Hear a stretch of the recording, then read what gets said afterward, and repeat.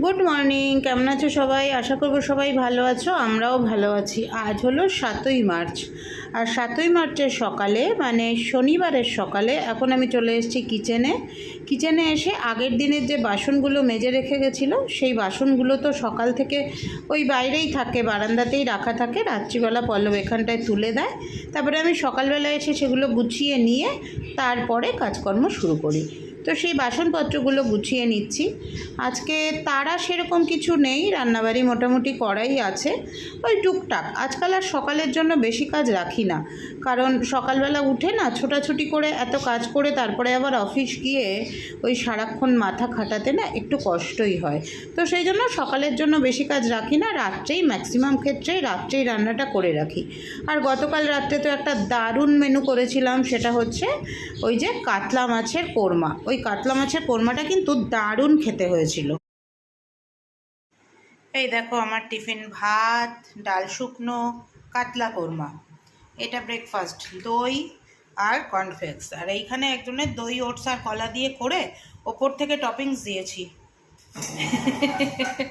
চলো, আর এই হচ্ছে পল্লবের জন্য এই যে ডাল শুকনো, আর এই হচ্ছে মাছ। মাছটা থেকে পুরো মনে হচ্ছে যেন সেই বিয়ে বাড়ি ওরকম গন্ধ বেরোচ্ছে। গুড ইভিনিং সবাইকে। চলে এসেছি অফিস থেকে, এসে ফ্রেশ হয়ে সন্ধেটা দিলাম। আজকে যেহেতু শনিবার আর আজকে খুন্তি নাড়তে ইচ্ছা করছে না, তো সেই জন্য পল্লবকে বললাম বেশি কিছু না, রুটি আর মিক্সড ভেজই নিয়ে আসো। ওর জন্য রুটি মিক্সড ভেজ আর আমার জন্য পরোটা, ব্যাস ওই মিক্সড ভেজ দিয়েই খাবো।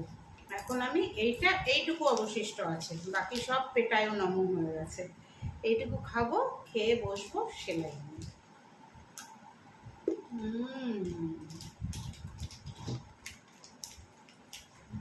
চলো, আজকে শনিবার তো শনিবার আর ইচ্ছে হলো না কিছু রান্না করবো, তো পল্লবকে বললাম নিয়ে আসতে। ভাবলাম কিছু তামঝাম আনতে হবে না, রুটি তরকারি আনো। তা ও ওর জন্য এনেছে কটা আছে, চারটে। ও ওর জন্য এনেছে 4টে রুটি, আর আমি বলেছি আমার জন্য পরোটা এনে। আমার জন্য আছে 2টো পরোটা, দাঁড়াও রুটিটা আগে দিয়ে দিই। আর তার সাথে এনেছে মিক্সড ভেজ, আর আমরা ডবল ডিমের অমলেট করে হাফ হাফ করে নিয়েছি। রুটিটা ছিঁড়েই দিয়ে দিই, তুমি তো ছিঁড়বেই, তোমার কাজটা করে দিই।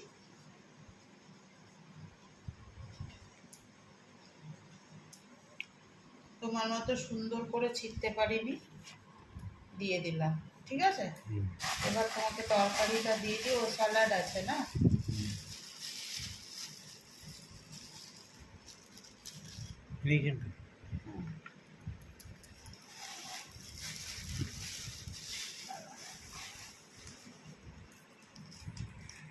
এরা মিক্সড ভেজটা না দারুণ বানায়, তার জন্য আমি বললাম অন্য কিছু না, তরকা। আর আমার কেন জানি না তরকাটা ভালোই লাগে না, নিজেরও খেতে বানিয়ে খেতে ভালো লাগে না, বা দোকানেরটাও কিনে খেতে ভালো লাগে না। ফুলকপি, গাজর, পনির, বিট, মানে সব রকম দিয়ে। দেখো এটা লঙ্কা কিনা না, বিনস। অনেকটা এক প্লেট, মানে অনেক। আর দেবো না, লাগে তো না। এবার আমি আমারটা নিয়ে নিই। 2টো পরোটা আগে নেব না, আগে একটা নেব, না হলে না ঠান্ডা হয়ে যাবে। গরম আছে? হ্যাঁ একদম গরম, ধরে দেখো, দেখো। ওই জন্য তো আমি বললাম যে আগে খেয়ে। হ্যাঁ, আর তাছাড়া আমি ক্যাসারোলে রেখেছিলাম না। আর পরোটাটা ওরা না এমনি নর্মাল পরোটা করে না, লাচ্ছা পরোটা করে। একটা আগে খাই, তারপরে আবার খাবো।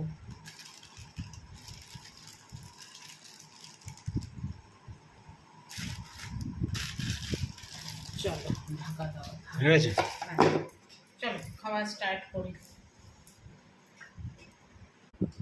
হ্যালো সবাইকে, এখন বাজে রাত্রি 10:30, খাওয়া দাওয়া কমপ্লিট হয়ে গেছে। খাওয়া দাওয়া কমপ্লিট করে আমি এখন এলাম তোমাদের কাছে, কারণ আজকে সারাদিনে সেইভাবে ব্লগ কিছু করিনি মানে রান্নাবান্না করিনি। মেনলি আমরা তো রান্নাবান্নাটাই দেখাই ব্লগে না, রান্না বান্না আর নিজেদের জীবনযাত্রা। তো রান্না বান্না কিছু করিনি, যতটুকু যা ছিল সেইটুকুই গরম করে খাওয়া দাওয়া হয়েছে, সেই জন্য আর ব্লগ সেইভাবে করা হয়নি। তো রাত্রিবেলাও পল্লবকে বললাম যে শনিবার, ও বললো যে ঠিক আছে তোমার ইচ্ছে করছে না তাহলে আমি কিছু নিয়ে আসছি। বললাম বেশি কিছু এনো না, গরমকাল, তুমি রুটি তরকারি নিয়ে এসো। ও রুটি তরকারি ওর জন্য আর আমার জন্য পরোটা তরকারি এনেছিল। দেখলে তো, একটা প্রথমে নিয়েছিলাম, পরে আরেকটা বড়টার থেকে একটুখানি নিয়েছি, বাকিটা ওই যে ওই বক্সটার মধ্যে রয়েছে। আসার সময় আমার জন্য নিয়ে এসছে গুড়ি থেকে কচি সাজার জন্য এই যে শ্যাম্পু কালারটা, আর এর ভেতরে না আবার একটা ইনস্ট্যান্ট পাউচও আছে, ওই যে স্টিক্সের হেয়ার কালারের জেল পাউচও আছে। আচ্ছা, আর এনেছে এই নিমকির প্যাকেটটা। এই প্যাকেটটা ও প্রথম একদিন এনেছিল, তারপরে আমার খেতে খুব ভালো লেগেছিল, তারপরে বলেছি আরেকবার এনেছে, এইটা হলো তৃতীয়বার। তো এই প্যাকেটটা এখন অনেক দিনই চলবে। আমি আবার একটু বক্সে করে নিয়েও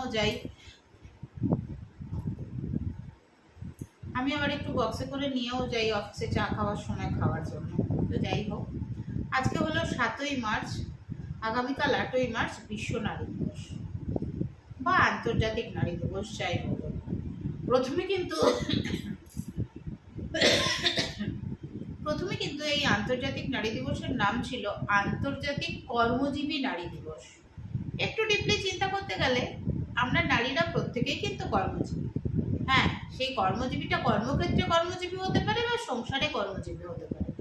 সংসারেও তো আমরা কর্মজীবী, কর্ম করে তারপরেই তো আমরা জীবিকা নির্বাহ করছি, তাই না? হয়তো কর্মক্ষেত্রে কর্ম করলে তার বিনিময়ে আমরা অর্থ পাই, আর সংসারে কর্ম করলে তার বিনিময়ে আমরা সম্মান পাই, ভালোবাসা পাই, খাওয়া দাওয়া পাই, সমস্তই পাই, তাই না? তো সেই ক্ষেত্রে আন্তর্জাতিক নারী দিবস পরবর্তীকালে এটার নাম। তো আমার একেবারে ব্যক্তিগত মতামত হচ্ছে, আজকে যখন নারী পুরুষ একে অপরের কাঁধে কাঁধ মিলিয়ে চলছে সমস্ত ক্ষেত্রে, সেক্ষেত্রে আন্তর্জাতিক নারী দিবসের সত্যি কি কোনো যৌক্তিকতা আছে? হ্যাঁ আছে। কোথায় আছে? যতই আমরা কাঁধে কাঁধ মিলিয়ে চলি না কেন, আজও কিন্তু নারীরা সন্ধ্যের পরে মোটেই নিরাপদ নয়, মোটেই নিরাপদ নয়। কিছু হায়নার থাবা সবসময় নারীদের দিকে লক্ষ্য করেই থাকে। তাই আজকের নারী যতই বলুক না কেন আমি সব পারি, সব আমরা পারি না, সব আমাদের পক্ষে পারা সম্ভব হয় না। সম্ভব হয় না মানে আমার মধ্যে শক্তি থাকলেও আমার আর্থসামাজিক পরিস্থিতি কিন্তু আমাকে সব কিছু পারতে দেয় না, পারা যায় না। আর্থসামাজিক পরিস্থিতি বা অর্থ সমাজ এগুলোকে বাদ দিয়ে তো আমরা চলতে পারি না। কাজে কিছু কিছু ক্ষেত্রে কিন্তু আমরা মুঠোর মধ্যে রয়েছি আর কি, এখনো মুঠো থেকে বেরোতে পারিনি, নিরাপত্তার বর্মটা ভেদ করে বেরিয়ে আসতে পারিনি।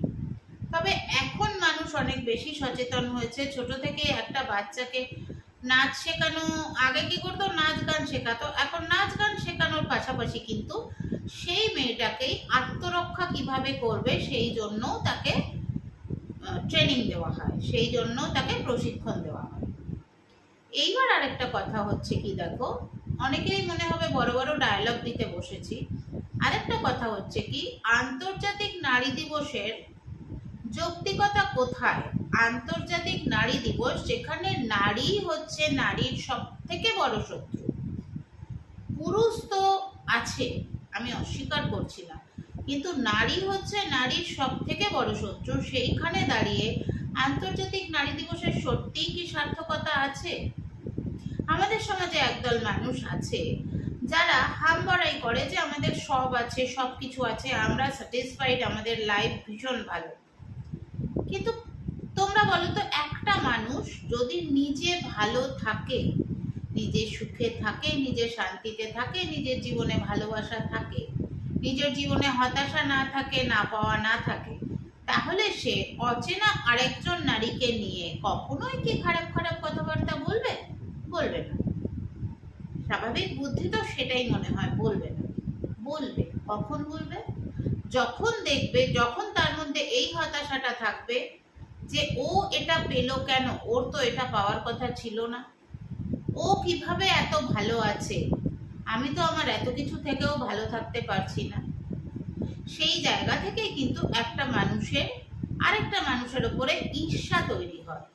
ঈর্ষা, আমি যে মানুষটাকে চিনি না ব্যক্তিগতভাবে, তার উপরে তো আমার রাগ তৈরি হওয়ার কোনো কারণ নেই। তার উপরে কি তৈরি হয়? তৈরি হয় ঈর্ষা। কারণ ওর যেটা পাওয়ার না, ও সেটা পেয়ে গেছে, কিন্তু আমি পাইনি। নদীর এপার কহে ছাড়িয়া নিঃশ্বাস, মানে আমি কিছুই পেলাম না, ও সব পেয়ে গেল। আর একটা হচ্ছে মানুষ, মানে একজন মানুষ, নারী, বিশেষত নারী, একজন নারী আরেকজন নারী সম্পর্কে খারাপ কথা বা তাকে ট্রোল করা বা তাকে নিয়ে নোংরা কথা বলা তখনই করে যখন দেখে যে সেই মানুষটার জীবনটা একেবারে ন্যক্কারজনক একটা জীবন। তখন সে কি করে, তার সেই জীবনটাকে সে, তার যে নারী তার সামনে আছে, যাকে নিয়ে সে সমালোচনা করতে চাইছে, সেই নারীর ওপরে তার যেগুলো আছে সেগুলো চাপিয়ে দেয়। লাইক খুব ছোট বংশ থেকে বিলং করছে, খুব বাজে জীবনযাত্রা, খুব কুৎসিত দেখতে, খুব খারাপভাবে পয়সা রোজগার করছে, এইগুলো চাপিয়ে দেয়। তা এই জিনিসগুলো যতদিন না বন্ধ হবে, একজন নারী যখন আরেকজন নারীকে এরকম ট্রোল করাটা বন্ধ না করবে, ততক্ষণ পর্যন্ত সত্যিই নারী দিবসের কোনো যৌক্তিকতা আছে কি? প্রশ্নটা তোমাদের জন্য। আর আমার মনে হলো আমি একজন নারী হিসেবে এবং একজন স্বনির্ভর নারী হিসেবে আমি কিছু কথা একটু বলি নারী দিবস সম্পর্কে, তাই তোমাদের সঙ্গে এই কথাগুলো শেয়ার করলাম। এইটুকুই, এর বেশি কিছু না। মনে হলো সারাদিন তো সেইভাবে ব্লগ কিছু করিনি, কিছু কথা তোমাদের সাথে শেয়ার করি। আমার কথাগুলোর মধ্যে কতটা যুক্তি আছে তোমরাই কিন্তু কমেন্ট বক্সে জানিও। কেমন? কমেন্ট বক্সটা জানি না, হয়তো অনেকেই একটুখানি মনক্ষুণ্ণ হয়েছে যেহেতু আমি ঠিকঠাক উত্তর দিতে পারছি না, রিপ্লাই দিতে পারছি না। দেখো, আমারও তো প্রচুর ব্যস্ততা থাকে, তার মধ্যেও ঘরের কাজ, অফিসের কাজ, আমার নিজের যে একটা ছোট্ট বিজনেস শুরু করেছি সেটার কাজ, ভিডিও করা, ভিডিও এডিট করা, সব কিছুর মাঝে না সবসময় উত্তর দেওয়া হয়ে ওঠে না। এইবার তার মধ্যে যদি 2 জন 4 জন 5 জন যে কজন ভালোবেসে তোমরা আমাকে কমেন্ট করবে, আমি তাতেই খুশি। অনেক মানুষই এখন টিভিতে দেখে, যার জন্য কমেন্ট করতে পারে না, সেটাও জানি। তো তোমরা যতটুকু করবে তাতেই আমি খুশি, ঠিক আছে? তো চলো, অনেক কথা বললাম, আজকের মতো ব্লগটা এখানেই শেষ করছি। সবাইকে আন্তর্জাতিক নারী দিবসের শুভেচ্ছা, কারণ কালকে 8ই মার্চ এই ব্লগটা যাবে। আন্তর্জাতিক নারী দিবসের শুভেচ্ছা রইল সবার জন্য। আর এইভাবে আমরা নিজেদেরকে তৈরি করি, পরবর্তী জেনারেশনকে তৈরি করি, যাতে এই যে নারীদের অসম্মানের দিনটা যেন আর না দেখতে হয়। কেমন? চলো, টাটা, গুড নাইট।